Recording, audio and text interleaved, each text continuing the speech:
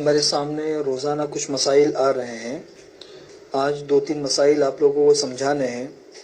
ایک مسئلہ تو آپ لوگوں کو یہ بتانا ہے کہ جیسے آج کل بہت سی جگہوں کے پر آپ دیکھتے ہوں گے کہ رات کے وقت میں اذانیں ہوتی ہیں، یعنی جب 5 نمازوں کی اذانیں ہوتی ہے اس کے علاوہ ایک ایکسٹرا اذان ہوتی ہے، اور یہ اس لیے اذانیں ہوتی ہے کہ یہ جو وبا ہے یہ ختم ہو جائے۔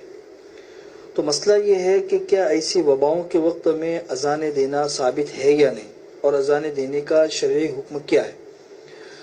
تو یہ بات دھیان میں رکھیے کہ اذان جو ہے وہ اصل نماز کے اعلان کے لیے ہے، اور نماز کے اعلان ہی کے لیے اصل اس کا ثبوت ہے۔ احادیث کے اندر بھی اگر ہم غور کریں گے تو نماز اذان جو دی گئی ہے وہ نماز کی اطلاع دینے کے لیے۔ حضور اکرم صلی اللہ علیہ وسلم کے زمانے کے بعد حضرت عمر رضی اللہ تعالیٰ عنہ کو جو زمانہ آیا حضرت ابوبکر کے بعد، تو اس زمانے کے اندر بھی تعاون پھیلا تھا، لیکن اس تعاون کے وقت میں بھی حضرت عمر کے زمانے میں مستقل تعاون کو ختم کرنے کے لیے اذانیں دینے کا کوئی ثبوت نہیں ملتا ہے تاریخ کی کتابوں میں۔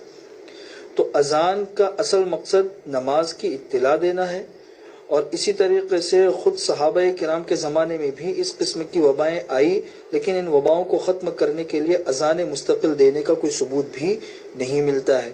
اور ویسے بھی احناف کے نزدیک 5 نمازوں کی جو اذانیں ہوتی ہے اس کے علاوہ جیسے وباؤں وغیرہ کو ختم کرنے کے لیے اذانیں دینے کا مستقل کوئی الگ سے ثبوت بھی نہیں ملتا ہے۔ اچھا، آج کل کے ہمارے سامنے جو حالات ہے، ان حالات میں 5 اذانیں ہو جائے یہی بہت بڑی چیز ہے۔ بہت سے علاقے ایسے ہیں جہاں پہ نمازوں کے لیے اذانیں بھی نہیں ہو پاتی ہے، تو مستقل ایک اذان کا اور اضافہ نہیں کرنا چاہیے۔ وہ بلاؤں کو ختم کرنے کا بہت سے بدل ہمارے پاس موجود ہے جو قرآن اور حدیث کے اندر ہمارے سامنے ہے۔ صدقہ ہے، دعائیں ہیں، اسی طریقے سے حاجت کی نمازیں ہیں، اور اس کے علاوہ بہت سے طریقے ہیں ان بلاؤں کو ختم کرنے کے لیے، ان طریقوں کو اپنانا چاہیے۔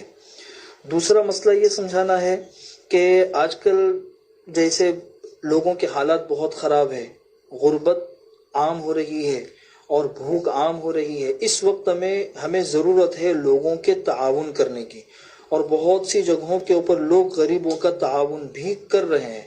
مسلک اور مذہب سے اوپر ہٹ کے انسانیت کو سامنے رکھ کر لوگ تعاون کر رہے ہیں، یہ بہت اچھی چیز ہے۔ یہ نہیں دیکھتے کہ انسان کس مذہب کا ہے یا کس مسلک کا ہے، بس اس کا تعاون کرو، یہ اچھی چیز ہے۔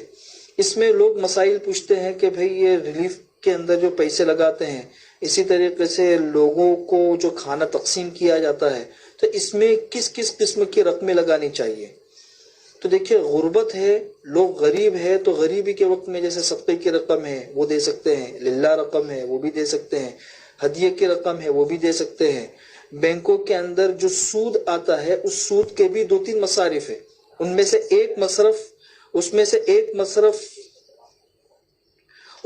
ایک مصرف یہ بھی ہے کہ غریبوں کو ثواب کی نیت کے بغیر دے دیا جائے۔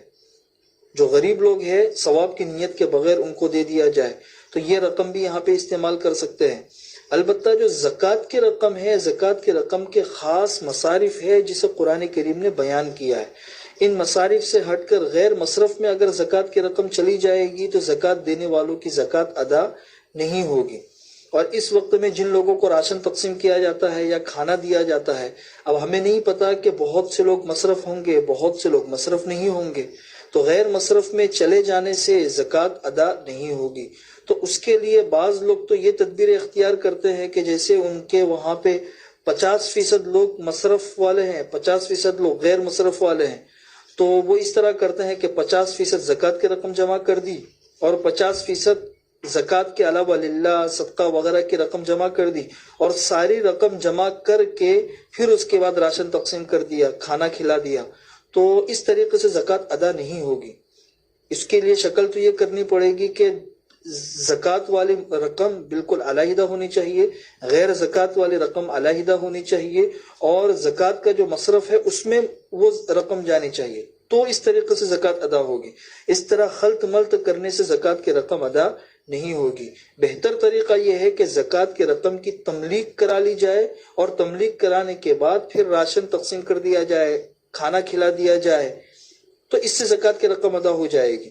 اس لیے کہ تملیغ سے کسی انسان کی ملکیت میں وہ چیز چلی جاتی ہے، پھر وہ انسان خوش ہو کر اپنی رضامندی سے پھر وہ راشن تقسیم کرواتا ہے. تو یہ ایک زکوٰۃ کے صحیح طریقہ ہے. کریں گے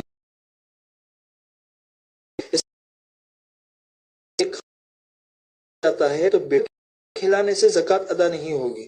ہاں کھانا ہم نے دے دیا، اب یہ غریب کو اختیار ہے، چاہے یہاں بیٹھ کر کھائے، چاہے اپنے گھر لے کر چلا جائے، چاہے خود کھائے، چاہے کسی اور کو دے دے. تو اس طریقے سے مالک بنانے سے پھر یہ زکوٰۃ ادا ہوتی ہے. بٹھا کر کھلانا وہ اباحت ہوتی ہے، وہ تملیک نہیں ہوتی. بس یہ دھیان میں رکھیں. باقی 2 مسائل اور ہیں وہ انشاءاللہ کل سمجھا دیں گے.